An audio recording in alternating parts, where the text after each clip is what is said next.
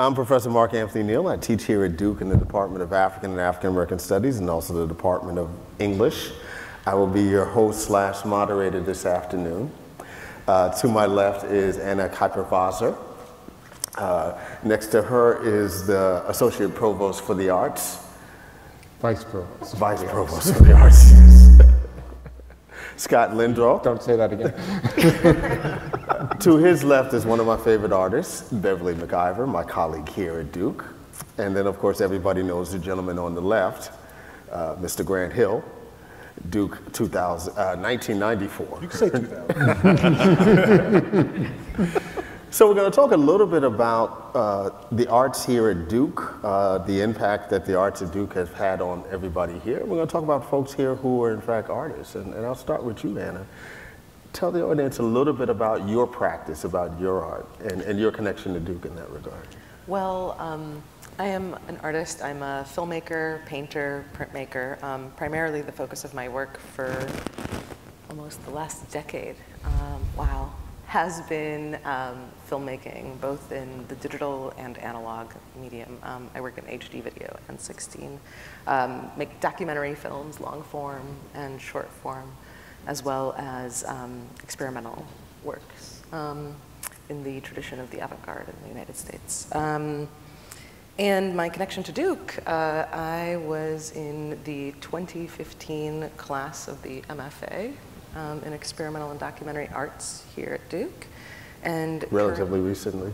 Yes. New program? Yes, right. It's a very new program. And now I'm teaching in the program in the Arts of the Moving Image here at Duke as well. And actually, one of my short form documentary films, I worked with the Nasher to create a film on Odile Donald Odita last summer. Yes. Yep.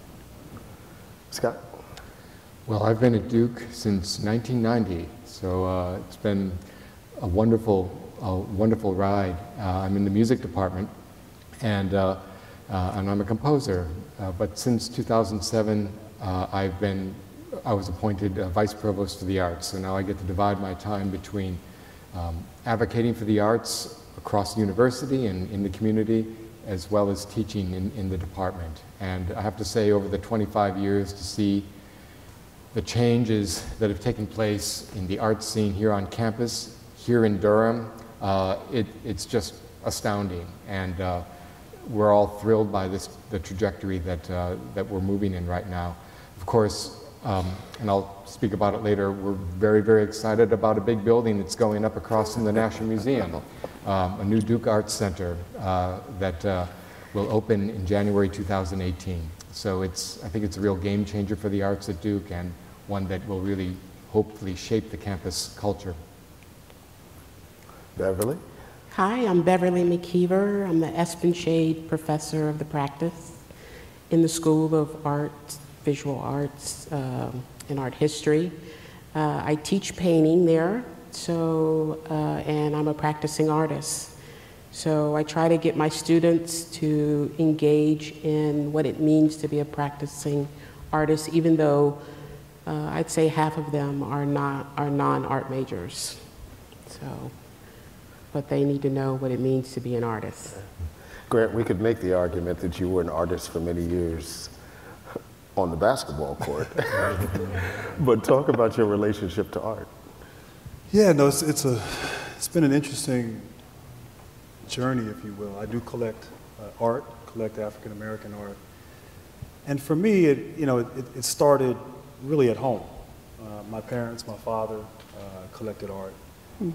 Didn't, if I'm being totally honest, probably didn't fully appreciate it or understand it, or like it, for that matter. I was very much a jock, during my formative years.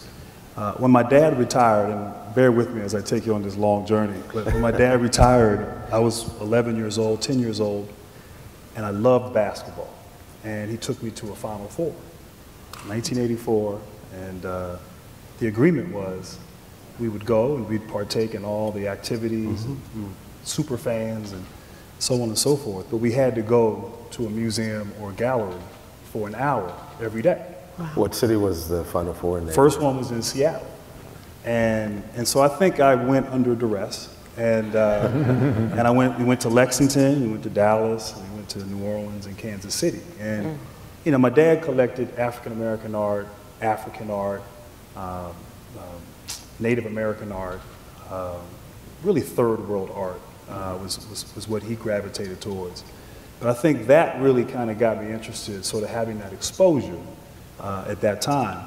I also think as I was entering into my middle school and teen years, you know, becoming a fan of hip-hop music, which was a genre that was developing, and really learning through hip-hop music a lot about African-American history. Yeah. Certain artists, I know this is art, I'm getting into music, which is a form of art, but learning from Public Enemy and KRS-One and certain artists, I was intrigued.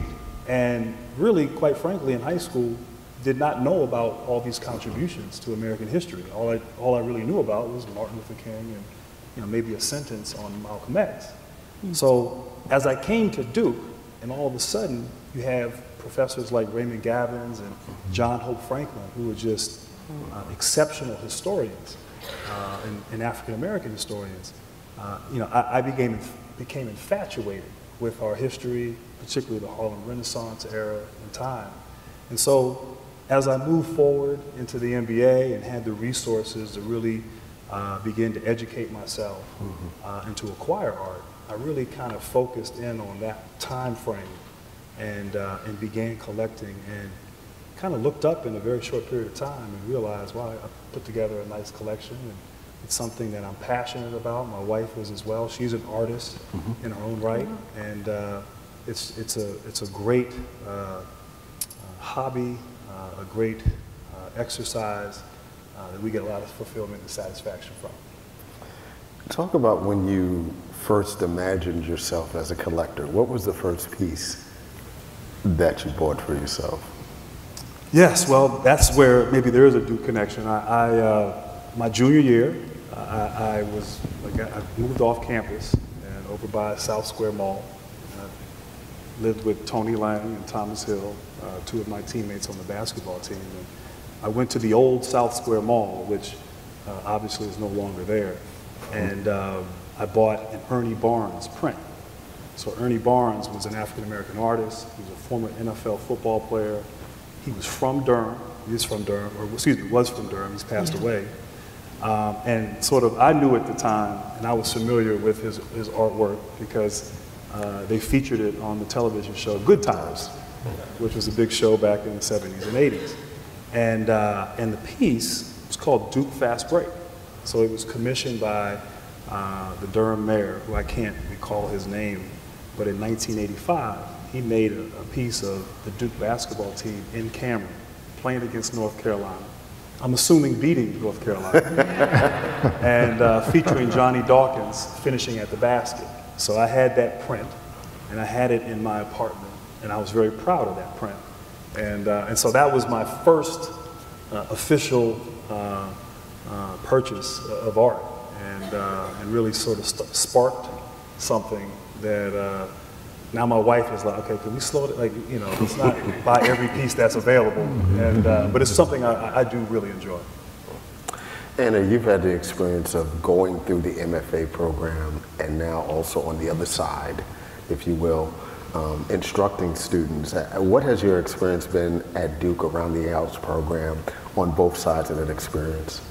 Well, it's amazing, obviously.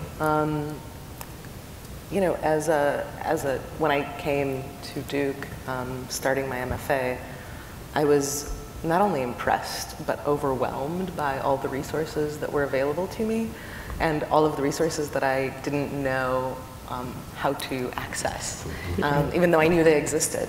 And so it became my goal to find ways to incorporate all of the interdisciplinary, especially, resources that were available to me. My work is mostly focused on the Middle East and Islam, and so I worked and continue to actually work with the Duke Islamic Studies Center and also the Middle Eastern Studies Center, and I'm working with them on a Muslim Lives project currently as a videographer.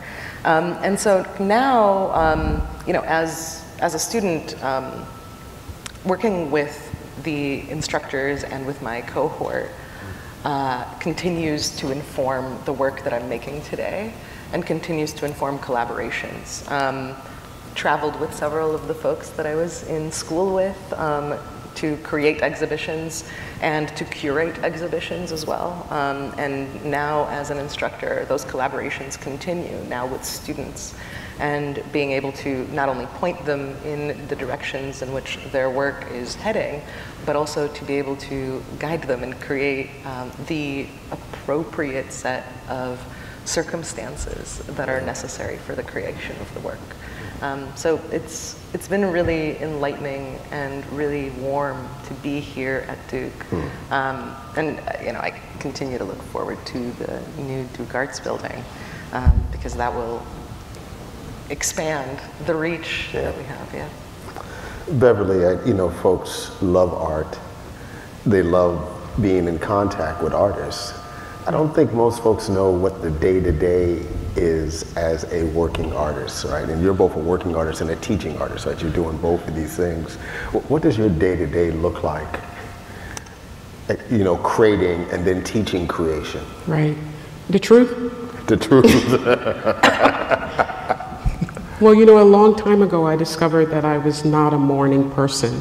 So I decided that I'm going to schedule my classes so that they don't start until 1 o'clock in the afternoon, which works well for me because that's when I'm alert, not in the morning. So I generally practice, I work at night in terms of painting.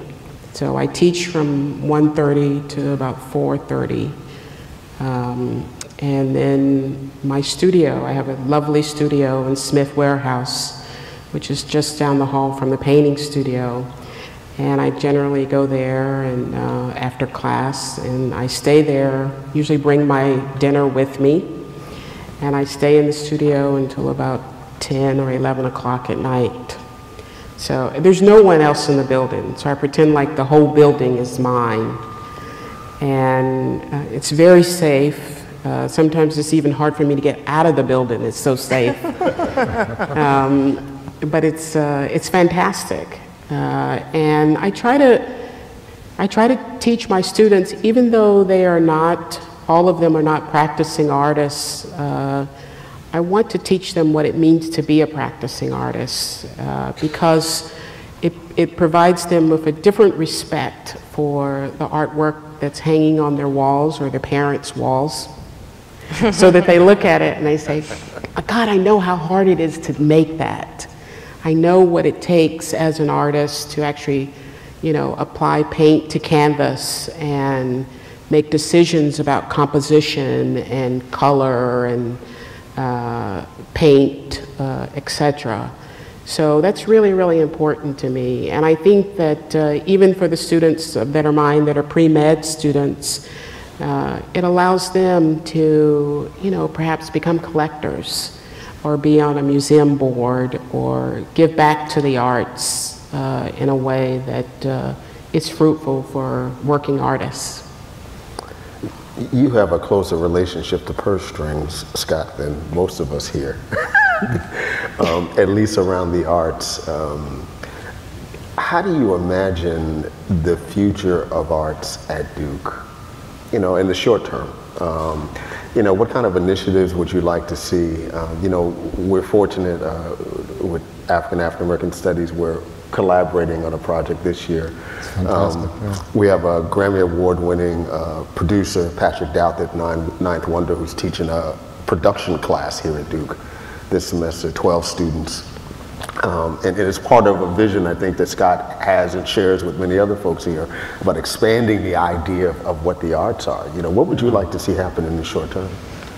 Well, when I started the job, I imagined it would entail empowering the arts departments. I came out of an arts department, and so I was very familiar with that structure and landscape. Quickly became apparent to me, though, that there's a much larger arts-interested community on campus that was not really being reached and spoken to even.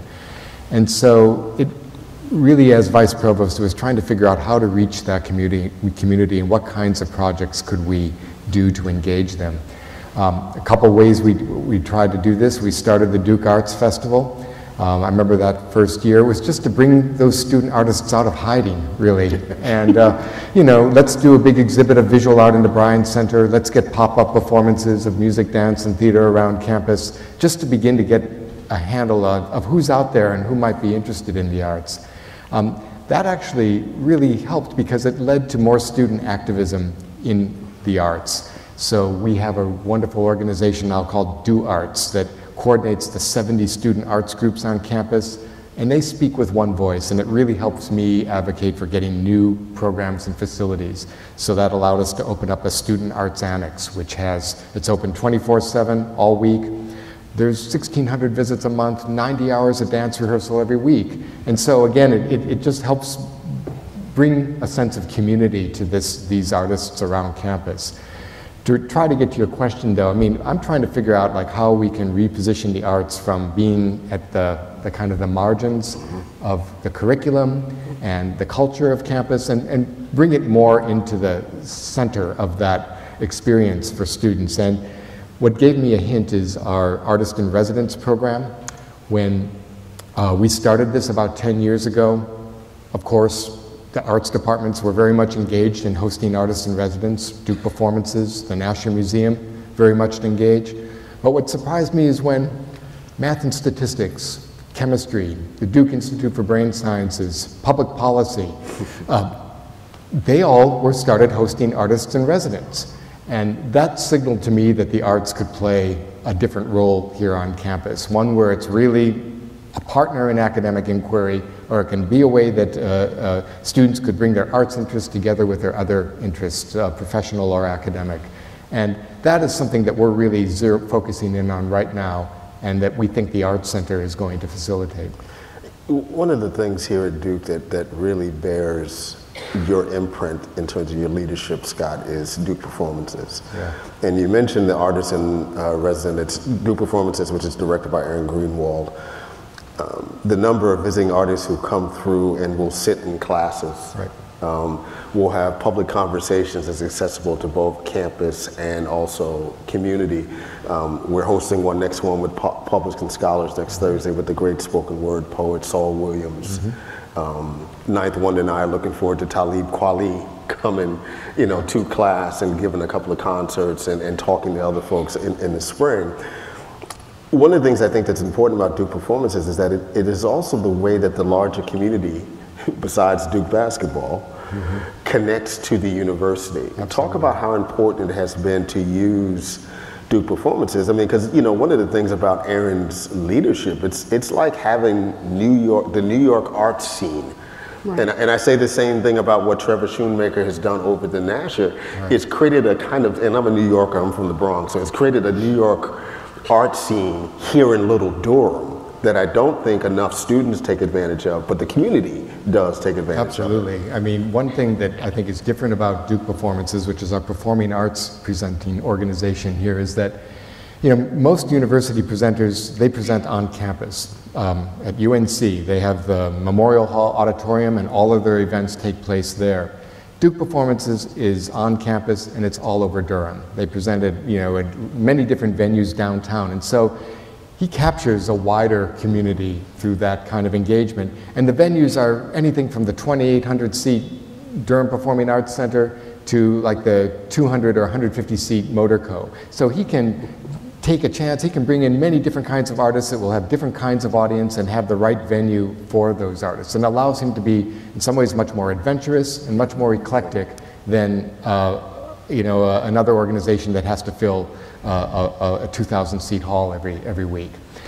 The other thing that we've pioneered with Aaron Greenwald and Duke Performances is the idea of how our artists in residence interact with classes. Yeah. We started having artists come back 3 or 4 times during the academic year.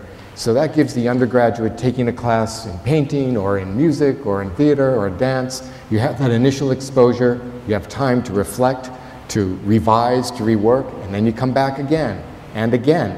And sometimes even over multiple years. And over that time, you build relationships with the artists, the students get to know the artists get to know the students. And so what happens at the other end of that residency is you start doing things that you couldn't have predicted would have happened at the outset because of that trust that builds. And you know, this is great for, it's a great educational model, and it's also wonderful for the artists. They like Duke. They want to come back to Duke because of the kinds of experiences that they're having here on campus. So right now we're trying to figure out how to bake this into the curriculum, where we are planning residencies further out in advance so that we can have courses that are designed to designed specifically to leverage that residency and get that full impact, really amplify the impact of those programs. So that's where we are now with this effort. Many people nationally, Grant, know about your collection because your collection traveled around the country. It was here at the Nasher for a bit, but you took it around the country. How important was it? And you mentioned earlier that some of the first art galleries that you went to was your father taking you to the art galleries. You know, we have young folks in this country that won't see an art gallery until they're well in their adulthood. How important was it for you that when you took the collection on the road that there was some sort of connection to a public that would make sure that elementary school kids and middle school kids would have access, you know, to seeing your collection? Yeah, Mark. That was the purpose of the traveling exhibition. At first, when my curator, Alvia Wardlaw, who's at Texas Southern University, and she brought it to my attention, you know, around 2000. You know, you should have this tour. You know, as we were just saying, art is meant to be seen. And at first, I was against the idea because if you're not a collector, you may or may not understand this, but you have a personal relationship with your art. And you know, this is personal. This is in your home. It's almost kind of like, you know, I don't want everybody in my business. I don't want people knowing what's on my walls. But I was told and certainly understood and the opportunity to expose people to art in general, to the genre of African American art. Obviously, the platform, the profile that I had at the time could bring awareness. And what we did in every city, so we traveled to 7 different cities. We were here at the Nasher Museum, the Dallas Museum of Art, the New Orleans Museum of Art. We picked locations that, because it was a family thing, if you will. It was a family experience. My father sort of exposed me and got me interested initially. So cities that had sort of a, you know, I was born in Dallas, my mom's from New Orleans, we were at Morgan State University, my dad's from Baltimore. But we planned and funded inner city kids to come in and have field trips and really take in not just my collection, but the collections and the exhibits that were on display at that time. And so, you know, we had great feedback, and to me it was all about exposure. Just like, you know, I was exposed under duress, but I was exposed nonetheless. I think for young boys and girls, for young boys and girls of color, to see museum quality artists who come from their same experience and same background. I think whether you're an artist or not, it opens your eyes to what the world has to offer. So I got a lot of letters and a lot of feedback from not just the students, but from the volunteers and the administrators from the various museums, just saying how meaningful and impactful it was. And for a lot of those young boys and girls, it was the first time, like you said, that they'd ever been in a gallery or a museum or what have you. And it's interesting because in some ways it proved prescient, you know, considering your collection is around African American masters and what we've seen develop over the last 5 or 6 years, traveling shows of Jacob Lawrence. You know, here at Duke, you had the exhibition on the work of Archibald Motley. You know, one of the first major exhibitions of Archibald Motley that was curated by our own Rick Powell here. You see someone like Kerry James Marshall, you know, having a show in Chicago that's opening in New York, you know, later in October. That's not where the art world was when your collection went on tour, right? And so we've seen this shift now where now everyone is, the Basquiat show at the Brooklyn Museum, you know, everyone is interested in black art. So it seems like you were like a cutting edge in that regard and thinking about it from a collector's standpoint. Yeah, you know, I know if I was on the cutting edge. I mean, I do have some contemporary Black African American art, and you know, I like to think that I'm contemporary. I mean, I'm of this age and this generation, and I think it's a reflection of, you know, you said the genre as a whole is more popular now, but I think it sort of reflects Black culture being popular now. And you know, we talk about music, and I'm gonna go back to hip hop music. I remember I was all into hip hop music and 11, 12 years old, and I had the turntables, and I thought I was, you know, I thought I was DJ Marley Marl. That was like, you know, and you have to be of a certain age to know who that is. Know that reference, yeah. But that was like, you know, now I had a curfew. I couldn't go anywhere, so it wasn't like I was allowed to DJ at a party, but I would DJ in my house. And I remember my mom telling me that, and this was around 1984, 85, and she said, you know, hip-hop music is going to fade just like disco. and so it was like if you had the music, you had to go and make an effort to get it. You didn't have, you know, technology readily available. You had to go to the record store and buy it, and, you know, and just, it was a sort of this underground culture that was bubbling, and so now it has blown, and now it is a part of popular culture, and so it's great to sort of witness that journey. And so I do think part of that has played a role. I think sports has played a role. People like Michael Jordan.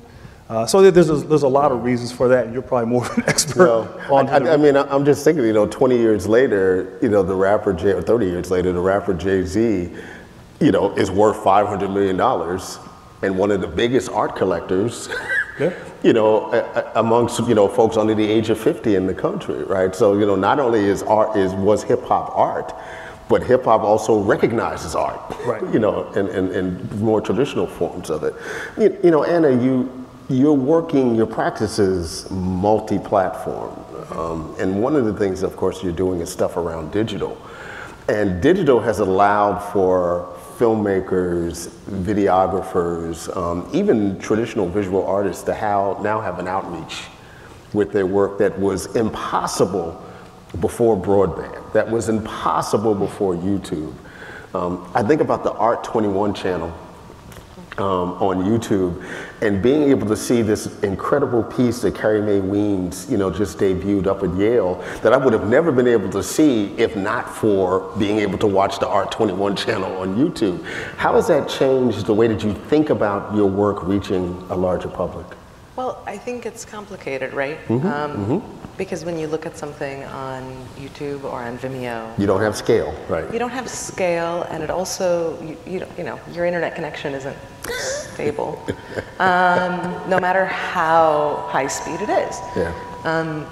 So I think it's important to have access to that as an artist, as a consumer of art as well, and as an educator. I also think that it continues to be imperative to be able to see works in person. Of course, I can't travel to every exhibition that exists, and neither can all of us to every exhibition that we would like to see. We want to watch every basketball game in the court, but we can't. We have to watch it on TV. It's the same distance. There's a distance that is created when it's creating generations. It's like making a copy of a copy of a copy. So there is something to be said for being present in person. And I grew up with a family. I grew up in Ukraine, and we came to the United States as refugees. And in the Ukraine, I grew up going to the opera weekly, right? So this has been part of my life, and to galleries and to museums. So art has been part of my life, has been an integral part of my life. That is the fabric of my very being. So the value of being in person continues to take precedence for me and in all of the work that I teach. When I show my students representations of paintings in books or on the projector, or representations of works that have been digitized and compressed, film, time-based works, whether from 16 or a high-res 4K copy that has been compressed for the projectors. No matter how perfect the projectors are, I show different generations of the works. I project YouTube videos that have been compressed even further down, and we discuss the differences that are experienced. In the details. Yeah, not only in the details, but in what the work does. How does it act for the individuals in the room and for the group as a whole? When you watch a film on your laptop, how different is it? How different is your experience? How different is your interaction with the object and with the film itself? With everything that's around you, from being in an auditorium like this, right? And watching a movie together. Being in the dark together. Something happens. Many folks know your work. I'm having a brain freeze at the moment. But many people know your work because of Portraiture. And it's very personal work, Beverly. Very personal work. You've told a very personal story, you know, in terms of your relationship with your sister. Yes. In that work. What was it like giving up such a personal part of yourself to such a broader public, like an HBO public, right, if we're going to be specific here for a moment? Something that's so private and so personal, sharing it with such a broader audience. Well, that's a two-part question. The first part with sharing my artwork, I think it must have happened sometime when I was an undergraduate, actually at North Carolina Central University. And I had a great teacher who said to me, you have talent, and if you just go in the studio and be honest, you know, tell your truth, you'll be successful. So I didn't know what that meant. I was like, what is she talking about? And so I trained myself to allow, when I'm in the studio and when I'm painting, is to move my conscious self out of the way and allow whatever's inside to come up, which is very risky and very scary. And, you know, sometimes, you know, it just freezes me. So with that practice, I've just been able to continue making work. It's not always received well. I mean, my gallery dealer says, how come you just can't paint something happy? Like happy paintings. In reference to the HBO documentary entitled Raising Renee, where Renee is my mentally disabled sister, and they followed us for 6 years, just sort of tracking our lives with the idea that when my mother died, I would become Renee's legal guardian and take care of her. So I was thinking in my head, like, you know, by the time my mother dies, because you never think your parents are going to die, I was like, by the time she dies, I'll have enough money that I can farm it out and have Renee taken care of by some people. Wrong. So my mother gets pancreatic cancer, she dies, and then, you know, Renee comes to live with me. So the filmmakers followed us for 6 years, and what I consider a good filmmaker is that they made themselves invisible. They didn't react negatively or positively to anything I said. He was just, the cameraman was like stoic the whole time. So I had no idea if I was being funny, insulting, or crazy. And that is what made Sheila Nevins, the executive producer at HBO, want the film. Was that she said there's a real honesty that's happening with this artist. And because I didn't even see the film for 6 years, I didn't know what they were filming or, you know, assessing. So I had no idea what it was going to be until it was finished. And when you're working with people who, aren't judging you one way or the other, your behavior, your lifestyle, then it makes it real easy for you to just relax and be yourself. So that's how that happened. Thanks for sharing that. Yeah.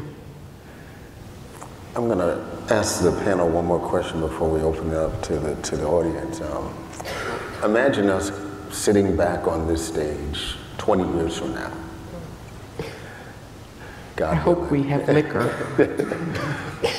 What does the arts at Duke look like 20 years from now, if you could imagine it?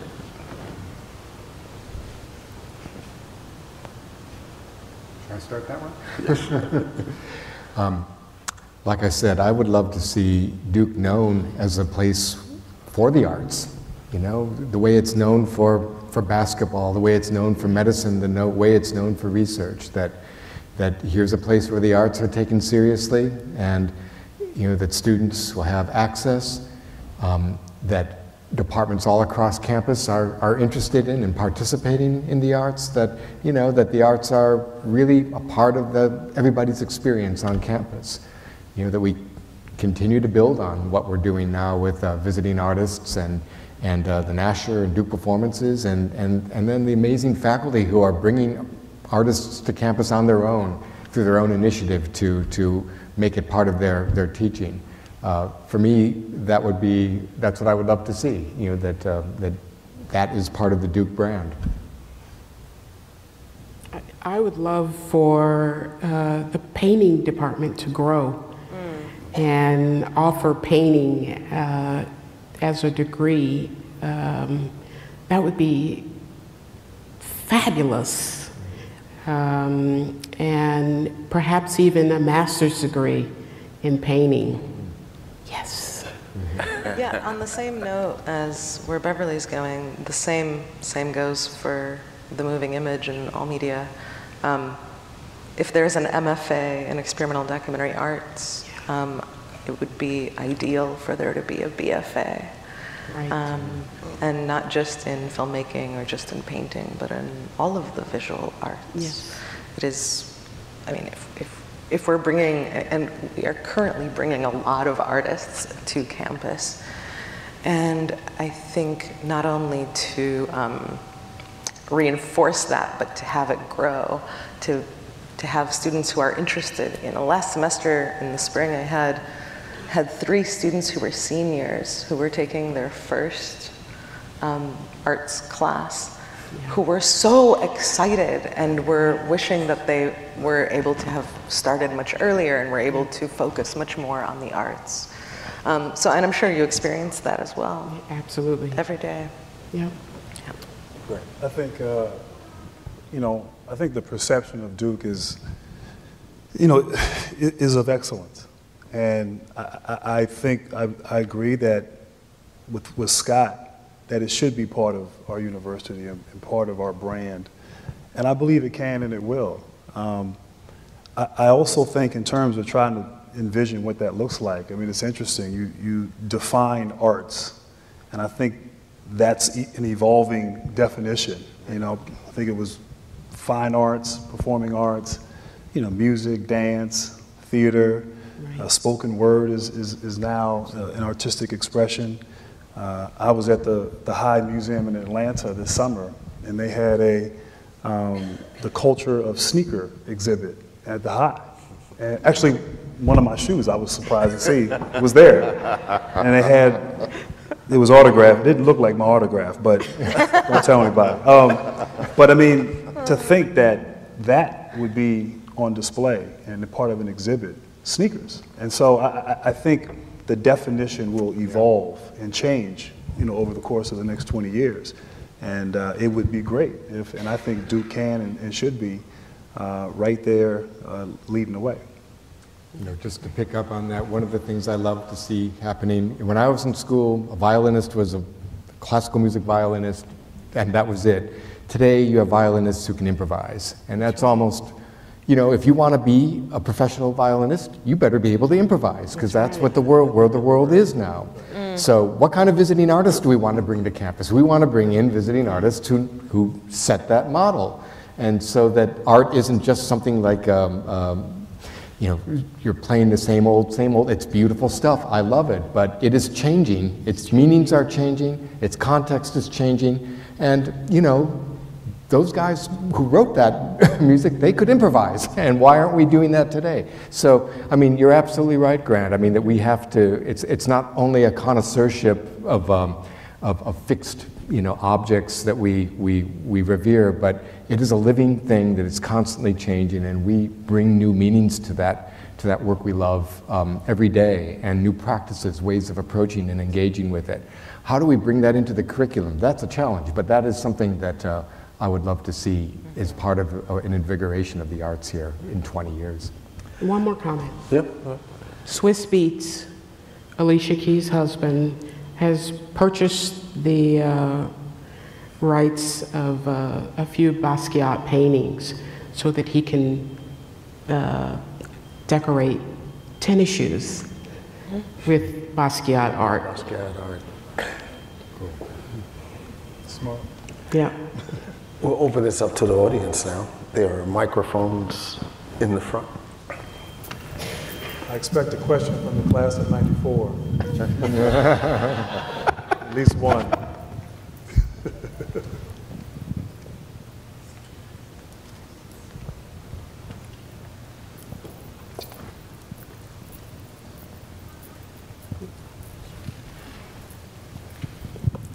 Greetings, thank you all for being here. I'm a PhD student in Ajane Clemens, and my question, I have actually a couple questions. One is, I have a very dear friend who's a wonderful artist. She actually got her bachelor's from an art school in New York, and she's really struggled over the years to do her craft for a living. And it seems that part of that is a network, like the lack of a network. Can you all talk about how, maybe some advice for her, and you know, I don't know if it's too, hopefully it's not too late, but any advice for her in trying to create that now and sort of switch gears? And what does Duke do to help students actually make a living coming out of the programs? And then the other piece is that even though I'm not an artist, I think I'm a fairly creative person, and I find that in efforts to drill us into being scientists, that I feel like a lot of creativity is kind of getting beaten out of me. So do you have any advice as to how we can hold those things in balance, science and art? Yeah. Wow. I'd like to answer the first part of your question. Starting in the fall of next year, I'm going to be teaching a professional development class that I'm creating, and it's about the business of being an artist. And it spans from not only visual artists, but theater, all the creative outlets.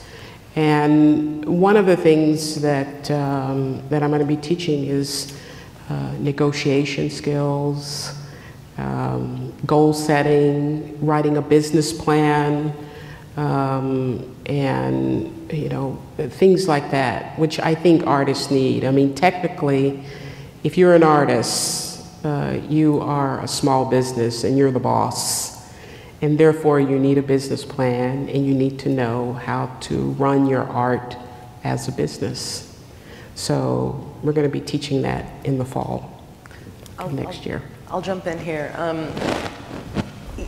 As far as the network, yeah, I think you're exactly on point. I often also teach workshops on these topics. I don't go nearly as in depth as I could during a full semester, but I focus on more the moving image side and more in documentary filmmaking. But the way that when I got into the moving image, I had no experience in it, and so I didn't know what to do.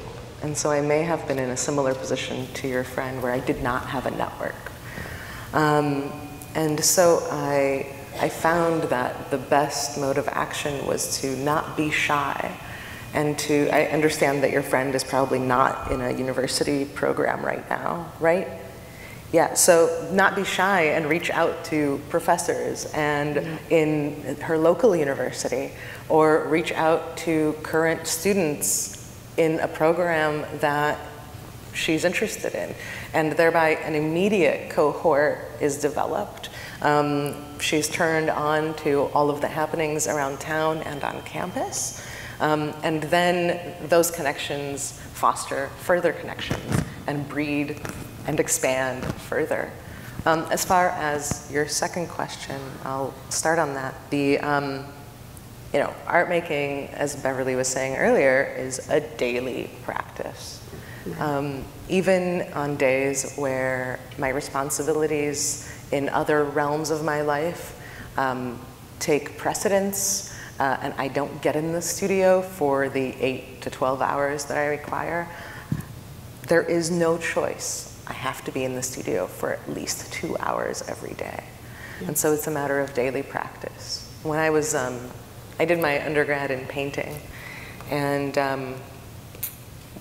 we were doing figure drawing every day, whether it was in class or open figure drawing, which was an extracurricular activity that we organized as a student body.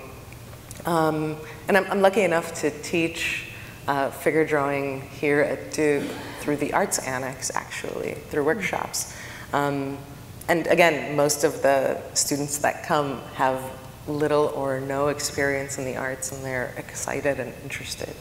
Anyway, so my mentor in my undergrad, Jason Franz, said, Anna, you be careful. If you stop drawing in your sketchbook for even one day, it's over. So it's like anything else, right? You have to train on the court. You have to continue to be in the lab as a scientist. As an engineer, you have to continue to work through the problems that are in front of you. As a writer, you have to write every day? Yeah. Right. Even if it means writing some really good email. Yeah. So just to add on to that, with our programs, we often bring in very young artists as visiting artists, and in part that is to allow our students to get to know them. And that these are people that, if we are able to have a meaningful kind of exchange with them over a period of time, they become people that they can call after they graduate. And that is very important. We take that very seriously for both our undergraduate and graduate artists. And I know those students look to this. I think the other thing that we have something called DEMAN, D-E-M-A-N, maybe it comes up here on occasion. That stands for the Duke Entertainment, Media, and Arts Network. And these are alumni who are now working professionally in all areas of arts, media, and entertainment. And we bring them back to campus every year for DEMAN Weekend. They offer workshops on how they make the transition from student life into professional life in the arts. And we bring in people who are now like our big shots, well-established people in their fields, but also people who are only a few years out. And they can share the stories of just, what they're doing now, just to pay the rent, how they're trying to get gigs or find opportunities. And in a way, this is to give our students courage and make it a little more concrete of just what it's going to be like if they are going to try to make a life in the arts after graduation. And that has been a fantastic collaboration with the Alumni Association to develop that network and to have our students engaged with that. I remember, one of the first composers that graduated from Duke after I joined the faculty, she came to Duke from Sofia, Bulgaria, and then went from there to Hollywood. And she wanted to be in film music industry, and she connected with a Duke alum who gave her some work to help her just get started. And just last year, she gave our program a gift to be able to hire the North Carolina Symphony to perform pieces by our current students.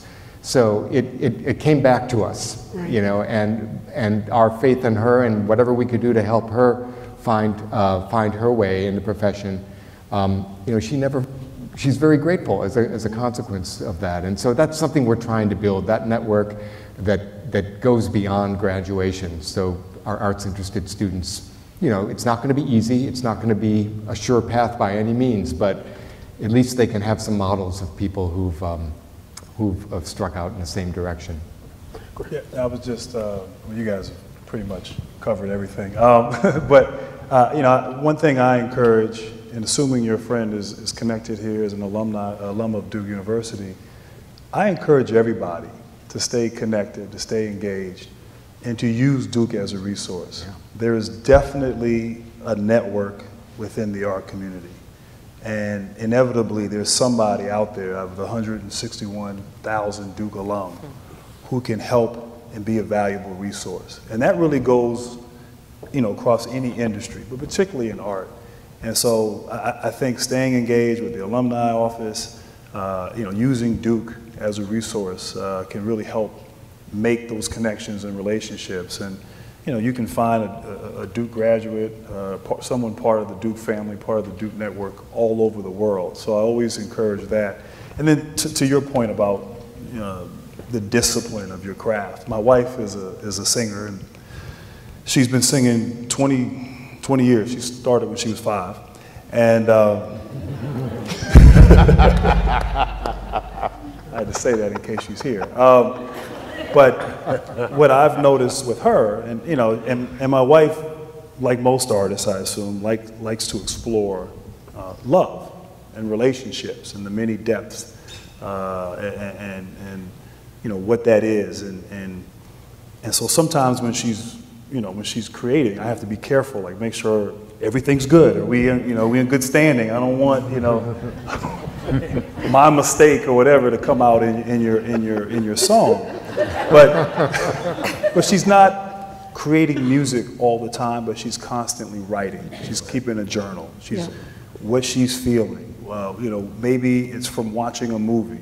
There was a period of time when she watched Lifetime movies because they were very dramatic. And so it might be a story. So when she's ready to go into the studio now, she can thumb through some of these stories and be inspired by what's happened. But it is a daily discipline, and she can go 4, 5, 6 years without putting an album out, but she's still being creative, to your point.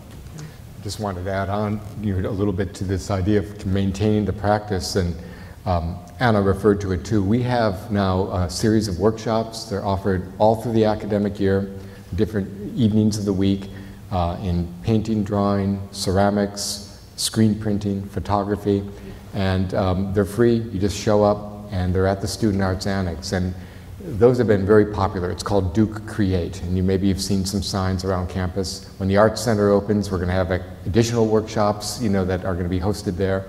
But they've been really popular, and we are now opening that up to faculty and staff as well as students, and so it's another way of building the community, but it's also a way for you to keep engaged with the arts and have some kind of a professional there who's working with everybody. I'll go ahead and ask a question. It's Sanders Adu, class of '94. Grant, good to see you. All right. So, quick question. I know you were exposed to the arts as a young man with your father. My dad's from Ghana. I was exposed to African art at a young age as well. How do we get this kind of nationwide with kids in inner city schools, particularly in places where there's low to moderate income folks? I mean, does the Department of Education have an avenue to try to create more space for arts, or how do we kind of make this macro instead of sort of just micro? That's a good question. I think art education is being removed in some cases in a lot of the inner city schools. And I know I've been a part of some charity organizations that raising money, funding for art education in these inner city schools. I do think through you talked about Jay-Z, and there's a young generation of folks who now know about art because of his influence. And so, not to put it all on his shoulders, but I have this idea of, at least as it pertains to African American art, to really promote the African American collectors, people who like the Jay-Z's or the Bob Johnsons, or maybe just the man who's a businessman or a dentist who collects, and just to show people of color supporting African American art and just putting it out there. But we have to sort of we have to promote it. We have to get it out there and make it accessible. I think the internet and technology makes it easier, people like Swiss Beatz and others can promote their art and use their platform to share and open and bring exposure to these kids. But you know, it is art. I mean, it's a difficult thing, and because you do need to really physically be there to witness, to see art. I also think we have to contemporize what art is. And we talked about changing and what, you know, it's not the traditional art that we sort of, you know, have come up with. Art is continuing to evolve. And, you know, a lot of times they're the ones who are doing it. They're a part of that culture and a part of that generation. And so I think they can help sort of, you know, lead the way in terms of the future.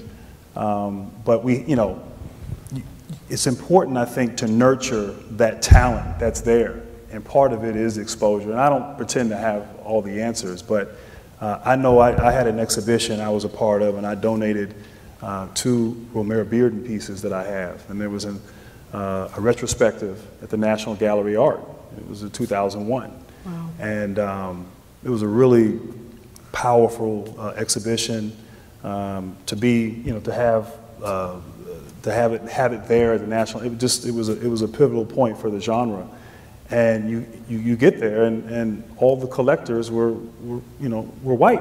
I was one of the few black collectors who was in a position to loan this particular artist to this exhibit. Wow. And so I think that's starting to change, and we're starting to support, and people, you know, we're starting to have the means and the understanding and the desire to want to support artists who look and, you know, look like us and are, you know, part of our culture. So, you know, I think it's happening, and we just got to continue to support it. And you know, I don't know if I'm answering the question. I don't have all the answers, but that was in large part why I did what I wanted to do, and I got to do more. Most of my art is in storage. You know, most of it is in storage, and I need to, and we rotate it. We rotate it in our house, and but art is meant to be seen. And so I got to do a better job. We collectors have got to do a better job of making sure that the masses see it. You mentioned the importance of collectors. Dr. Ken Montague, who is a dentist, a black Canadian dentist, who actually has one of the largest collections of black art in the world. The Nasher featured an exhibition of his work 3 or 4 years ago. And if you ever get a chance to come back to Duke when there is a Nasher opening, I think there's no better portrait of what the city of Durham is when you see the range of class, race, and ethnicity that will come through the Nasher doing an opening, which was the case 3 weeks ago with Southern Accent. Right. But Grant mentioned, you know, the significance of how now visual art is becoming part of popular culture. You know, those of you who've ever watched Empire, you know, one of the interesting aspects of Empire is that almost on every episode, you will see an original Kehinde Wiley, you know, featured in an episode, right? You will see an original Fahamu Piku, who's from Atlanta, that's featured. And both Piku and Kehinde Wiley are in Southern Accent. So if you get a chance over to the Nasher sometime this weekend and get a chance to see Southern Accent, that would be a great opportunity. But you now have really a young generation of folks who now have access to art because of the internet, because of digital culture in ways that they didn't have access to it also. And they're thinking about ways, you know, you think about somebody like Drake, you know, another Canadian. And Drake did a relationship with Sotheby's 2 years ago, in which they gave him access to their holdings, asked him to curate a show. So he went down in the basement, found all these pieces, and then created sound stations, picking songs that connected what he heard when folks saw this art. And because it's Drake, right, it has a totally different impact than if Scott decided to do something along those lines, or even somebody like Rick Powell decided to do that, right? Because he was new and contemporary and young folks knew him, you know, it introduced a whole new generation of folks to art.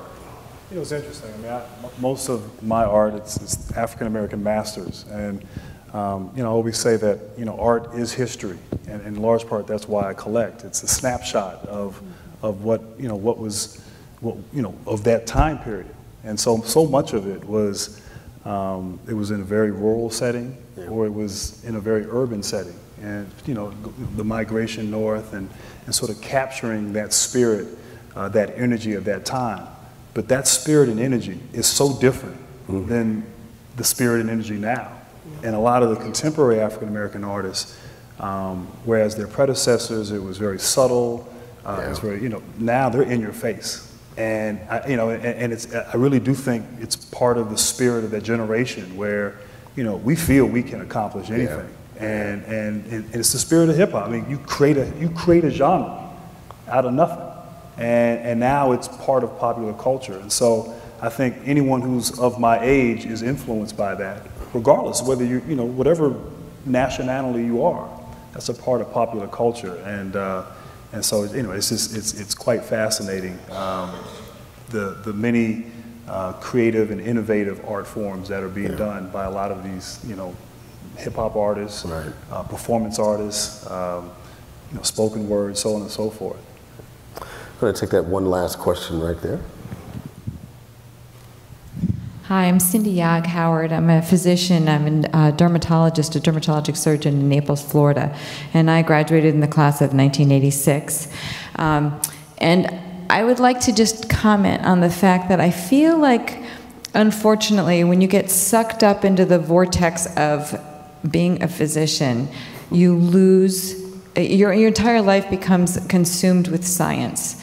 And even though I used to draw and I used to paint, and my mom taught me to sew when I was a little girl, little did I know that she was going to teach me something that I use every day in my practice now. I utilize innovative suturing techniques to create my art.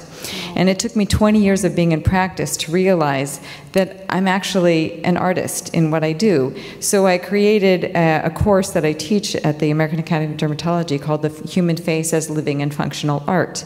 And I just wanted to say that I hope at some point we can actually bring art back into science and bring it into the medical field, bring it into other areas of our graduate programs, because I think that we get so taken into what we are doing and so focused on it that we lose sense of who we really are as human beings. Yeah. Right. I'll tell you, I've heard this time and time again from my colleagues in the medical center, and many say that this is the ultimate burnout job right now in the modern healthcare structures. And a colleague who's a pediatric oncologist, we're trying to develop a program that will engage not only patients through therapeutic models, but also the caregivers, and giving them ways to be able to reconnect with their values through narrative, through performance, through other kinds of artistic engagement,